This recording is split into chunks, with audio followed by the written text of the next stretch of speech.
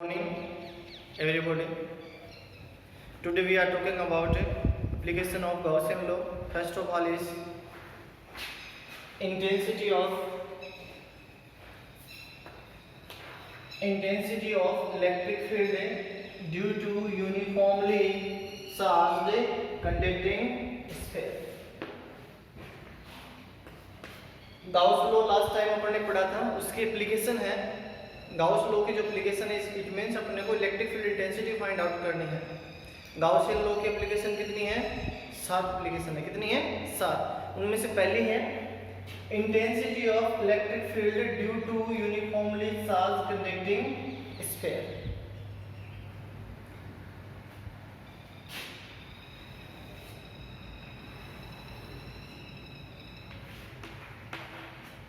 According to diagram, a conducting sphere whose radius is capital R, when charge gives to, then charge is distributed on a surface.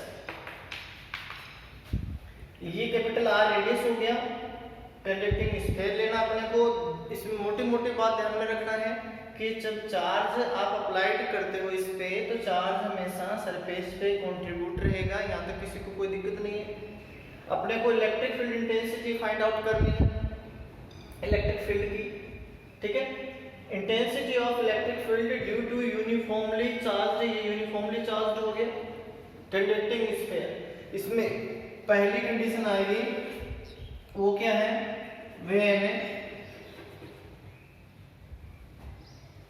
when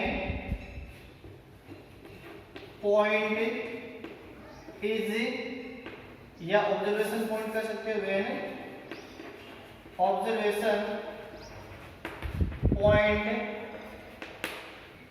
is outside the sphere or greater than capital R. ये point अपन ने लिया। इसका मतलब क्या हुआ? Capital R radius का एक कंडक्टिंग स्फीयर है। Conducting sphere, non conducting sphere, conducting plate, non conducting plate, infinitely wire, ठीक है। इस पर ये 5 इंपॉर्टेंट है, फिर 2 छोटी छोटी हो जाएंगी इसकी। पहले अपने पास है कंडक्टिंग स्फीयर। पहले आप चार्ज को डिस्ट्रीब्यूट, चार्ज जब आप इसको देते हो तो उस टाइम पर जो चार्ज है वो क्या हो जाएगा? सरफेस पे डिस्ट्रीब्यूट हो जाएगा। तो कोई दिक्कत नहीं किसी बच्चे को। पहला पॉइंट अपने को लेना है when observation point is outside the sphere. तो इसके लिए अपने क्या किया? सेंटर से एक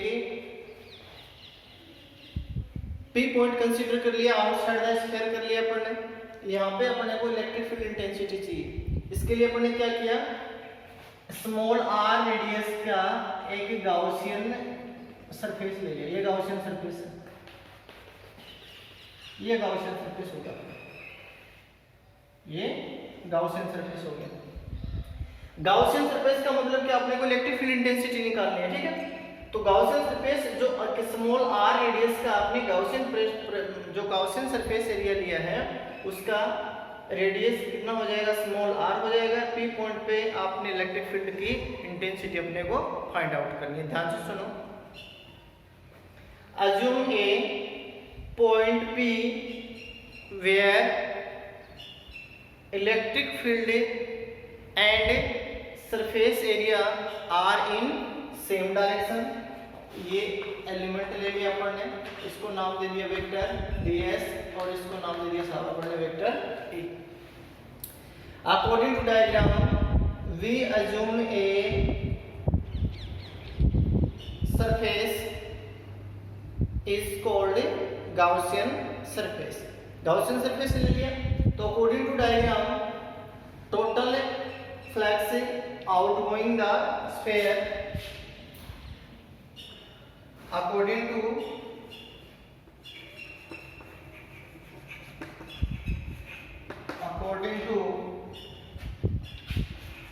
Gaussian Gauss law,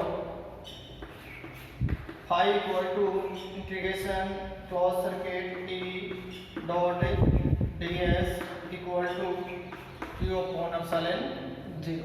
यहाँ तक कोई दिक्कत नहीं है। देखो ये जो आपने गोल घेरा लिया हुआ है यहाँ पे, ये पहला वाला है, किसके डेफिनेशन से आया है, डेफिनेशन ऑफ इलेक्ट्रिक फ्लक्स। और ये किससे आया, phi equal to q upon epsilon 0 किससे आया है, अकॉर्डिंग टू गाउसियन लॉ। आपने क्या किया है, स्मॉल r रेडियस पे एक p पॉइंट कंसीडर किया है। p पॉइंट पे surface area, electric field intensity की डायरेक्शन सेम होगी। ये पॉइंट आप यहाँ ले सकते हो, यहाँ ले सकते हो, यहाँ ले लो, कहीं ले लो, ठीक है। इसी वजह से स्मॉल r का मान कैपिटल R से क्या है, इसमें बड़ा है, तो कोई दिक्कत नहीं किसी की। ये ध्यान रखना है इसमें, देखो गाउस के नियम की जो एप्लीकेशन है उनमें जब अपने को electric field intensity find out करनी होती है तो उस टाइम अपने को बाहर किसी पॉइंट पे लेंगे, outside the sphere, surface the at surface the point, inside the point अपन लेंगे, ठीक है ना, inside the sphere, sorry inside the sphere लेंगे अपन। तो इसमें कहीं पर भी आप वैल्यू फाइंड आउट करोगे तो उसमें हमेशा इलेक्ट्रिक फ्लक्स और गाउसियन लॉ का दोनों का कॉम्बिनेशन होगा, उसको अपने को हमेशा ध्यान रखना है। तो यहाँ क्या हो गया, phi equal to integration close path vector E dot ds equal to q upon epsilon 0, then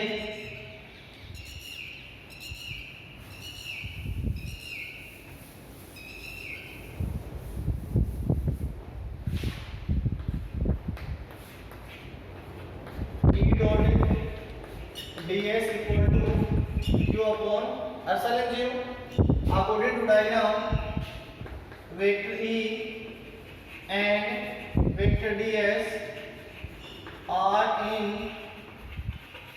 same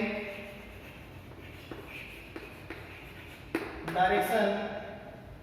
Vector E and vector ds are in same direction, then E और थीटा इक्वल टू 0, तो कितना हो जाएगा, यहाँ theta की जगह क्या लिखोगे, 0 लिखोगे। देखो ध्यान से सुनो, आपने जो आउटसाइड द स्फीयर जो पॉइंट कंसीडर किया है P, उस पे अपने को इलेक्ट्रिक फील्ड इंटेंसिटी चाहिए। गाउसियन एप्लीकेशन है उनमें सब में electric field intensity find out करना है। क्या करना है, electric field intensity capital E की वैल्यू चाहिए। आउटसाइड द स्फीयर अपन इस पॉइंट में कर लेंगे, सरफेस कर लेंगे, और इनसाइड द पॉइंट कर लेंगे, ठीक है। तो उसके बाद में यहाँ क्या लिखोगे, कितना लिखोगे, 0, E ds equal to q upon epsilon 0 हो गया। यहाँ पे आने के बाद में हमेशा एक चीज ध्यान रखनी है कि ये जो मैग्नीट्यूड ऑफ इलेक्ट्रिक फील्ड यहाँ पे ही है, ये electric field has same magnitude at the surface. कोई भी सरफेस पॉइंट आप लोगे, ये सरफेस पॉइंट आपने लिया है बाहर वाला, ये मैं एक बार और करके दिखा देता हूँ आपको। ये जो आपने लिया है, इस पे किसी भी पॉइंट पे आप लोगे तो मैग्नीट्यूड ऑफ इलेक्ट्रिक फील्ड क्या रहेगा, हमेशा इक्वल रहेगा। क्या रहेगा, हमेशा इक्वल रहेगा, ठीक है। तो यहाँ आप लिखोगे, क्या लिखोगे, साथ के साथ इसको उतारते रहो। यहाँ क्या लिखोगे,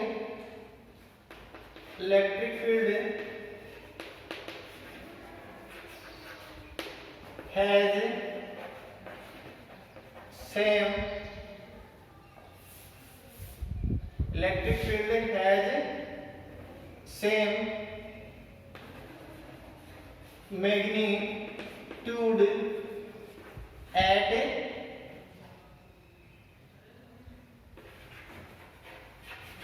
surface. Electric field has same magnitude at surface. कोई भी पॉइंट लोगे आप, ये पॉइंट आपने यहाँ लिया है, ये पॉइंट अगर यहाँ लोगे तो ऐसे आ जाएगा, यहाँ लोगे तो ऐसे आ जाएगा, यहाँ लोगे तो इस प्रकार से आ जाएगा, यहाँ लोगे तो इस प्रकार से आ जाएगा। कोई सी भी जगह आप पॉइंट लोगे तो हमेशा रिजल्ट इतना ही आएगा। ध्यान रखना, electric field intensity has same magnitude at any point on the surface, कह सकते हो। Electric field has same magnitude at surface. किसी भी सरफेस पे आप लोगे तो पूरी की पूरी एप्लीकेशंस में जितने भी आएंगे उसमें इलेक्ट्रिक फील्ड क्या रखेगा, सेम मैग्नीट्यूड रखेगा। अब आ जाओ आगे, तो E को बाहर लिए, अंदर रह गया ds q अपॉन एप्सिलॉन 0, ये एरिया होगा टोटल। इसका एरिया चाहिए अपने मुझे, पूरा का पूरा ये एरिया हो गया। स्फीयर का एरिया कितना होता है, 4 pi R square Q upon epsilon 0 E equal to 1 upon 4 pi epsilon 0 Q upon R square. Equation number हो गया फर्स्ट। ये आउटसाइड द स्फीयर हो गया। आउटसाइड द स्फीयर अपने पास इलेक्ट्रिक फील्ड इंटेंसिटी निकल के आ गई। अपन इसी पॉइंट को अगर किस पे माने, सरफेस पे माने, किस पे माने, सरफेस पे माने, तो कैसे आएगा ध्यान से सुनो। अगर दूसरी कंडीशन इसमें लें, तीन कंडीशन है इसमें। दूसरी है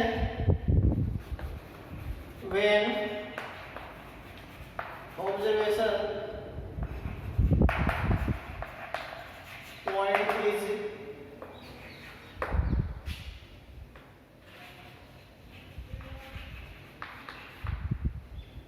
is at surface। ये आपने ले लिया कैपिटल आर, ये चार्ज डिस्ट्रीब्यूट हो गया, ठीक है। ये सरफेस पे ले रहा है तो ये इसकी सरफेस हो जाएगा, ये पॉइंट पी, ये पी पॉइंट ले लिया, ये वेक्टर ले लिया। दादा देखो, ये जो टोटल आपने लिया है ये सरफेस होगी इसकी, ठीक है।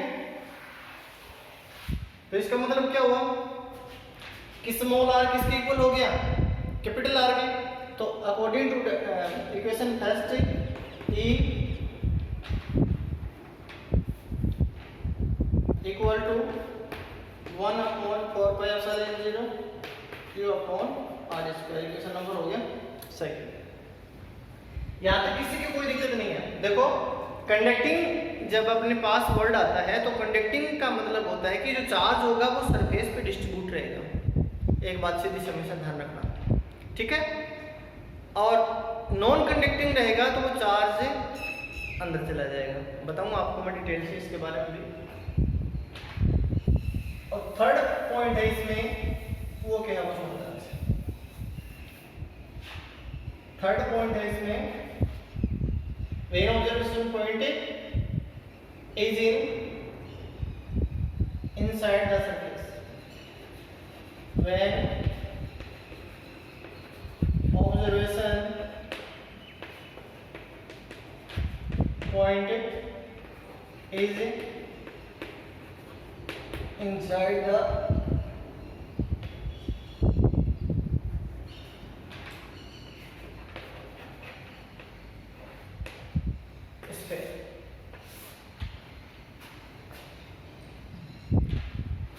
Observation point inside the surface हो जाएगा। इसका मतलब क्या हुआ, ये ले लिया आपने, ये हो गया इनसाइड द, ये सरफेस पे चार्ज डिस्ट्रीब्यूट हो गया, ये इनसाइड यहाँ ले लिया आपने, कोई भी पॉइंट कंसीडर कर लिया,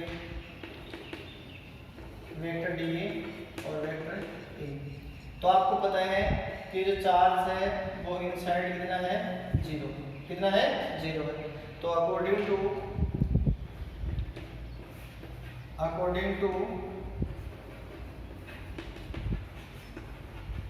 definition of electric flux and Gaussian law, या according to Gaussian law, ये लास्ट टाइम अपन ने किया था, डायरेक्ट लिख सकते हो इसको, A इंटू और pi R square equal to 0 upon epsilon 0, A equal to कितना हो गया, 0। इक्वेशन नंबर हो गई थर्ड। अब ग्राफ प्लॉट बिटवीन देम होगा, graph representation between intensity of electric field and distance small r, या graphical representation between electric field intensity and distance small r। कितना हो जाएगा इसका वैल्यू, देखो ध्यान से,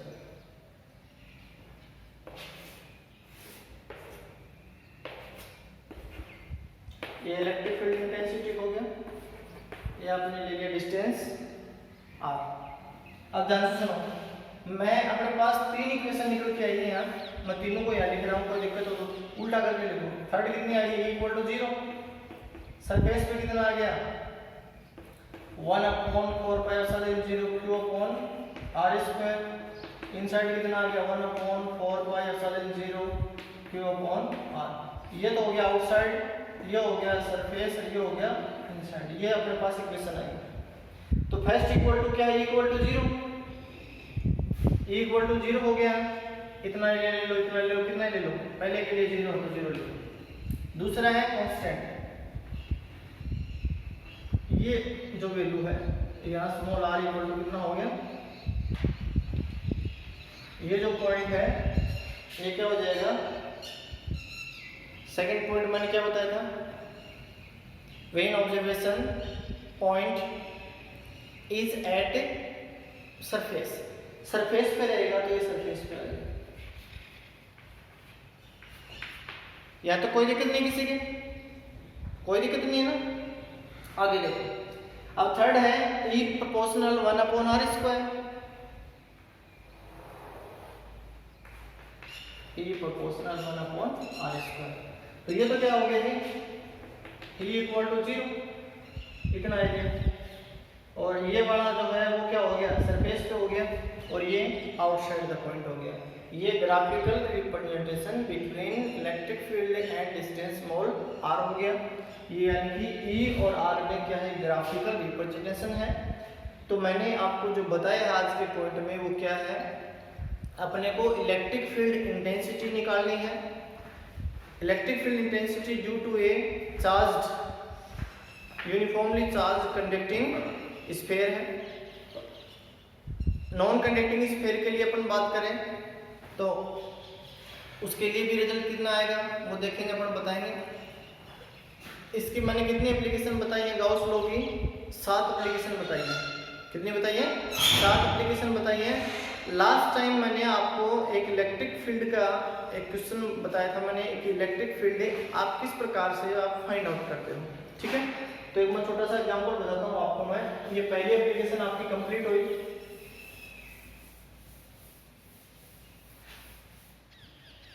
दूसरा देखो, मैं यहाँ पे क्वेश्चन करवा रहा हूँ आपको। तो क्वेश्चन में आप किस प्रकार से उसको लेके चलोगे।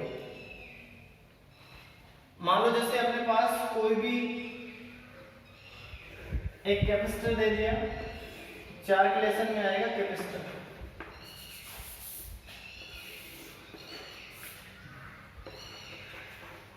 कैपेसिटर लेसन नंबर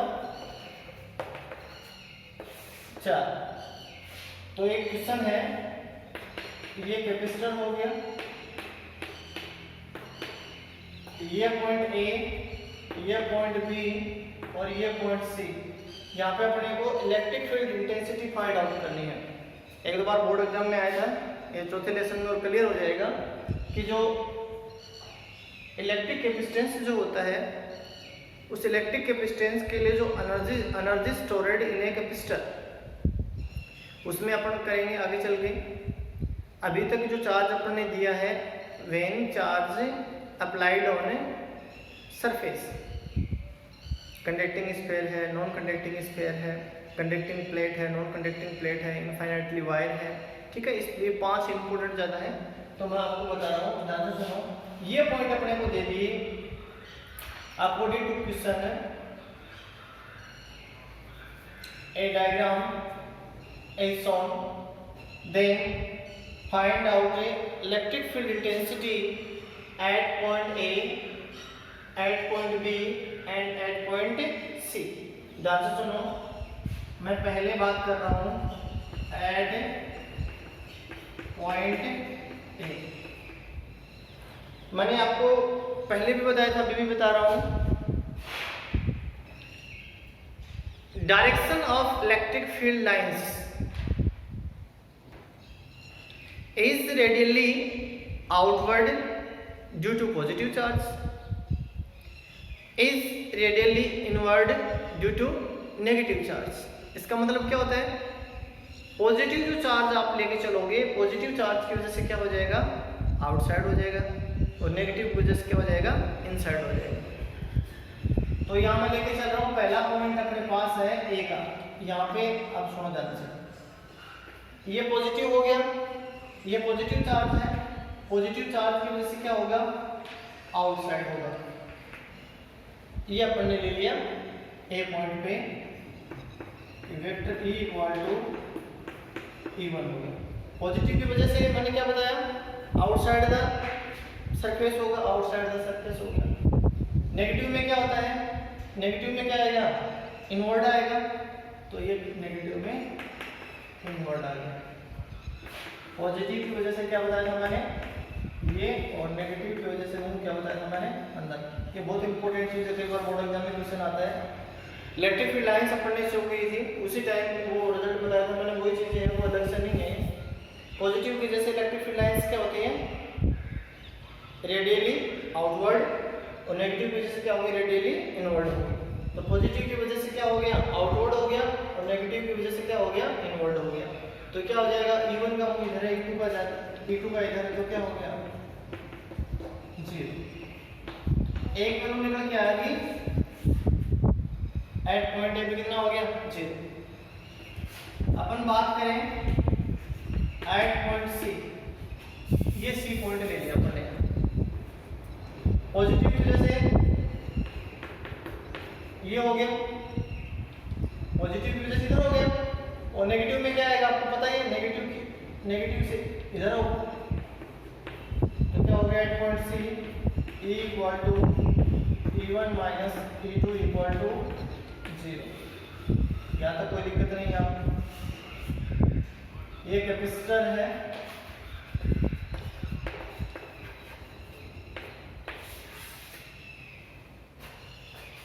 अब एट पॉइंट अपन बी पे फाइंड आउट करेंगे, तो बी पे फाइंड आउट करेंगे तो सुनो ध्यान से, ये क्या हो गया पॉजिटिव, पॉजिटिव की वजह से क्या हो गया, इधर हो गया से वेक्टर E1, और नेगेटिव में कैसे होगा बताओ, देखो नेगेटिव की इधर आएगा ना, नेगेटिव में भी ये हो गया, तो E2 हो गया। तो एट पॉइंट बी कितना हो जाएगा,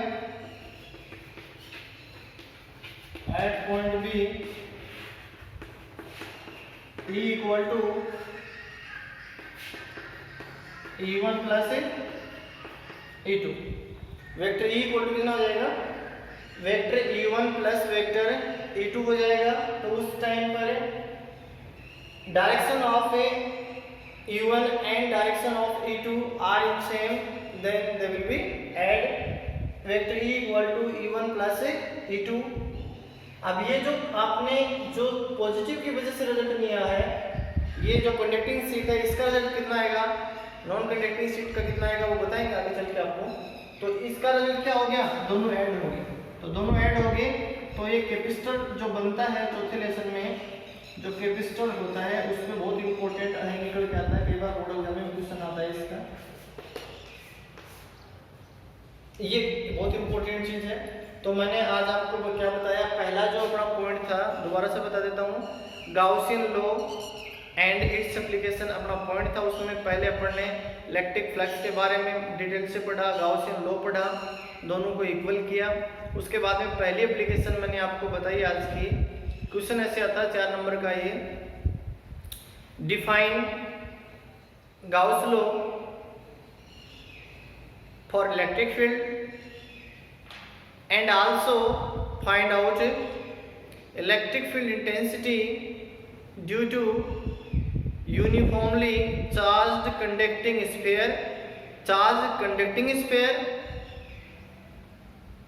और charged conducting या spherical cell। ठीक है, दोनों का मतलब एक ही निकलता है, दोनों का रिजल्ट एक ही आएगा। And also graphical representation between electric field intensity and distance small r। ये 4 नंबर का क्वेश्चन आता है बोर्ड एग्जाम में, कई दफा आता है। तो उसमें आपको क्या लेना है, कोई भी चार्ज डिस्ट्रीब्यूट की अपन बात करते हैं, तो एक स्फीयर अपन ने कंसीडर किया है, स्फीयर है पूरा का पूरा। चार्ज जब आप डिस्ट्रीब्यूट करते हो उस पे, तो सारा का सारा क्या हो जाएगा, जो सरफेस होती है उसके ऊपर चार्ज डिस्ट्रीब्यूट हो जाएगा, अंदर नहीं जाएगा इसमें कंडक्टिंग में। ठीक है, दूसरा फिर उस जो स्फीयर आपने लिया है उस स्फीयर से आउटसाइड द पॉइंट अपन क्या करेंगे, इलेक्ट्रिक फील्ड आउट करेंगे, इलेक्ट्रिक फील्ड फाइंड आउट करेंगे, वो अपन ने किया। दूसरा सरफेस पे अपन ने किया, तीसरा इनसाइड किया। 3 पॉइंट निकल के आ गए उसमें। उसके बाद में उसका जो ग्राफ है वो आपके सामने था, और ये मैंने कि क्वेश्चन आपको करवाया। ये अगर आप थोड़ा सा पढ़ना, उसके बाद में अपन आगे और एप्लीकेशंस करेंगे। नॉन कंडक्टिंग स्फीयर की है और नॉन कंडक्टिंग प्लेट है, कंडक्टिंग प्लेट है, इनफाइनाइटली वायर है। तो मैं एक छोटा सा आपको क्वेश्चन बताता हूँ। जैसे मान लो कि क्वेश्चन दे दिया अपने को, कंडक्टिंग क्या बता देता हूँ। ये क्वेश्चन है, छोटा सा बता देता हूँ न्यूमेरिकल।